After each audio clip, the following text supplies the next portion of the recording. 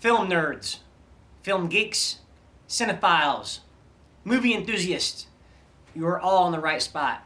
Because now it's time for my top 10 movies of 2019, and this is just my opinion. Let's roll it. So number 10. Number 10 is going to be The Report. And The Report can be seen now on Amazon Prime. It's a small movie about what Adam Driver's character uncovers about what we did to people after 9/11. The interrogations, the waterboarding, the stuff that we should never have done. And the film is a true story, of course, about his character digging deep into stuff he should never dig deep into to uncover these files. And if you like a movie about coming to justice and people getting what they deserve, The Report is definitely for you. And Adam Driver, again, is amazing in it. So, The Report. Number 9. Number 9 is a film that I probably won't watch again, and that's not a bad thing. The reason I won't watch it again is because the stuff on screen is so horrific that one time is enough. And that is Jennifer Kent's sophomore effort, The Nightingale. And The Nightingale comes after her freshman effort, which was The Babadook. And that was a horror masterpiece. This film is a revenge tale of the deepest, darkest kind. Some stuff I will never forget, and even though I try to forget, I won't forget because of how masterful it was done. This film is definitely a film to be seen one time, at least one time, to know what people went through back in the 1860s and 1800s, stuff like that. But one time's enough. So The Nightingale, amazing movie. Check it out. Number 8. Now, number 8 is a small film, had a small budget. Not a whole lot of people saw it, which, whatever, I understand. But that's Avengers Endgame. You might have heard about it, maybe not. But if you haven't heard about it, it's just a small film that wraps up 10 years of Marvel stuff that you might not have seen, not for sure, but it's pretty good. Avengers Endgame. Check it out. Number 7. Taika Waititi. Can you do any wrong? From Hunt for the Wilder People to What We Do in the Shadows to Thor Ragnarok, The Mandalorian, and now you give us Jojo Rabbit. Jojo Rabbit is about a 10-year-old boy, a Nazi enthusiast, who has an imaginary friend who's played by Taika Waititi, who is Hitler. And the kid's mother is harboring a Jew in her attic. And that mother is played by Scarlett Johansson. If you can kind of tell what I'm trying to say, how the tone would be so hard to handle, any director that would try to handle it besides Taika probably would fail. But he does not. You laugh and you cry in the same scenes. This movie's message is heartfelt and masterful at the same time. Taika Waititi, you are the man. Continue to be the man. You're awesome. I love you. Number 6. Number 6 is going to be a decisive one, but I thought it was some of the most kinetic filmmaking I've seen in a long time, and that is Adam Sandler's new film, Uncut Gems. Uncut Gems is about a jeweler, played by Sandler, who is also an addict when it comes to gambling.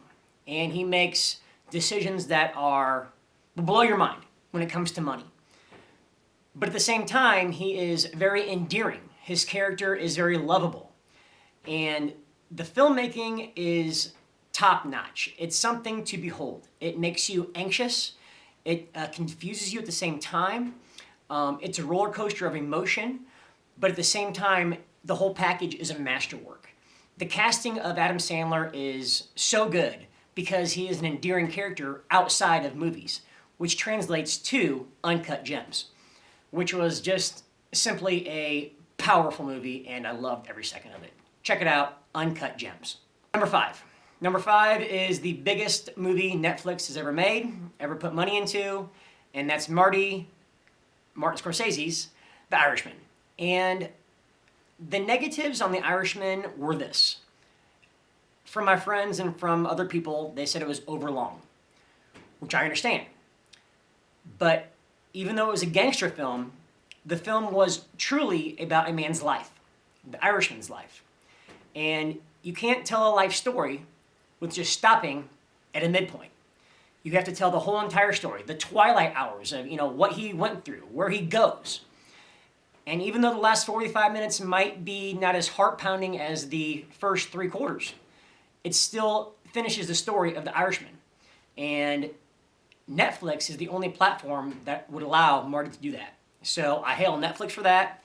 Marty, thank you very much for this movie. It was masterful. Joe Pesci and Al Pacino, simply amazing. And Jimmy Hoffa on screen as Al Pacino, or vice versa, was just blew my mind.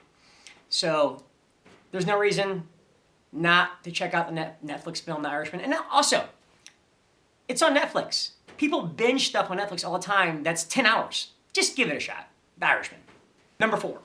Number 4 is another comic book film, but unlike any other one ever. And that is The Joker. Joaquin Phoenix's portrayal as Arthur Fleck, as Joker, is truly masterful. Probably his best work yet, and that says a lot for Joaquin Phoenix. The reason this film is so great is because the Joker doesn't get dipped in acid. He doesn't turn into the Joker on a weird comic book way. He is a man that struggles with mental illness, and at the same time, the society around him makes him even go crazier. So the transformation to the Joker is more of a character study than an action film. And the last half an hour, spine-inducing. And the acting, just top-notch. So The Joker, number 4. Number 3. Number 3 is Quentin Tarantino's love letter to Hollywood, Once Upon a Time in Hollywood. And when I saw it in theater, I loved it. Then I got it on 4K and loved it even more. And the reason for that is because of the foreshadowing and the writing that I didn't pick up on in the beginning. Yes, the acting is all there. Yes, the cinematography is amazing. All the trademarks of Tarantino is there, but you can tell this is his most mature film. And what I love about it the most is Quentin leaves us with a heartwarming feeling at the end of this film. A lot of his films leave us with dread, an icky feeling. Not this one. So Quentin, if you're going to make one more film in Hollywood, I understand, and I thank you for your last 9 films. But please, please, please continue. Once Upon a Time in Hollywood was just simply marvelous. Amazing piece of cinema. A great hangout buddy comedy that it was just amazing. Thank you very much. So number 2 and number 1 were hard to go between, but I will say number 2 is going to be Marriage Story. And the reason for that is because you rarely find these days in cinema a film that doesn't feel like film. It feels like you're watching something that is truly real. It's about a divorce at the end of a marriage, and these people have a kid. And what's truly epic about this film is it doesn't take sides with Adam Driver or Scarlett Johansson. They are not the antagonist. The antagonists are the lawyers and the deceitfulness that goes on behind the scenes of how to get custody, where money's going to go.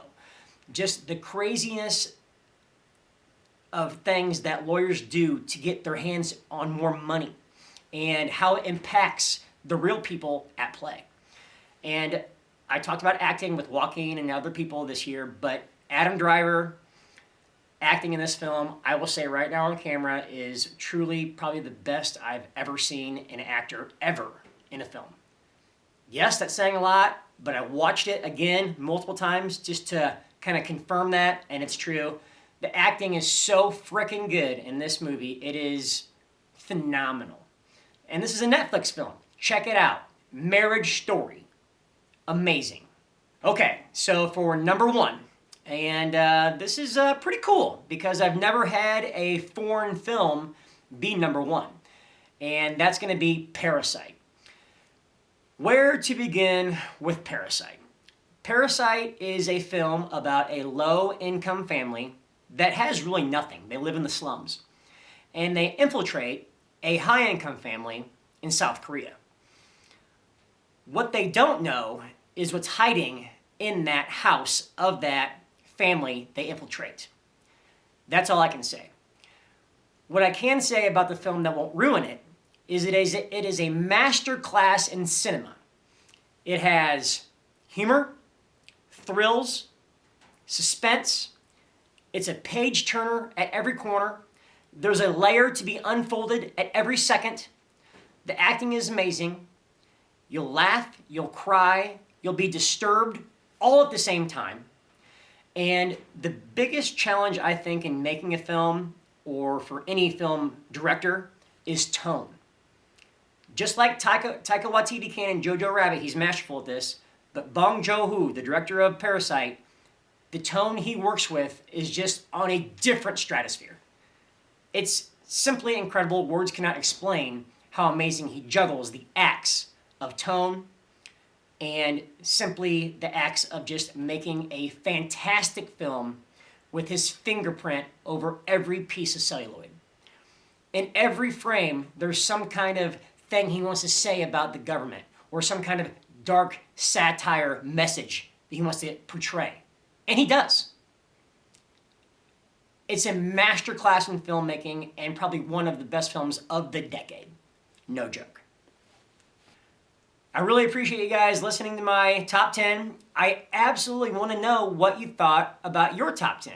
I did not see 1917, Lighthouse, Ford v Ferrari, or Knives Out. Those could have been made my top 10, but I didn't see them. Let me know. 2020 is going to be awesome. I have some stuff to unpackage and bring to you guys on the channel, which I'm looking forward to. So stay tuned. You guys are amazing, and thank you very much. You guys have a great weekend. See all these films. See them all. You guys are awesome.